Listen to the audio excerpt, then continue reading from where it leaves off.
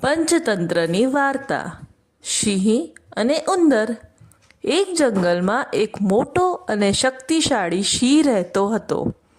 એક દિવસ તે ઘાસ પર આરામ કરી રહ્યો હતો. ત્યારે એક નાનો ઉંદર ભૂલથી સિંહ પર દોડી ગયો. સિંહને ગુસ્સો આવ્યો અને તેણે ઉંદરને પકડી લીધો. ઉંદરે ડરીને કહ્યું, હે રાજા, કૃપા કરો, મને છોડો. ક્યારે કદાચ હું પણ તમને મદદ કરી શકું. સિંહ હસ્યો અને વિચાર્યું કે નાનો ઉંદર શું મદદ કરશે. છતાં તેણે દયા કરીને ઉંદરને છોડ્યો. કેટલાક દિવસ પછી સિંહ શિકારીઓના જાળમાં ફસાઈ ગયો. તે ગર્જના કરવા લાગ્યો. અવાજ સાંભળી ઉંદર ત્યાં આવી પહોંચ્યો. ઉંદરે તેના તીક્ષ્ણ દાંતથી જાળ કાપી નાખ્યો અને સિંહને મુક્ત કર્યો.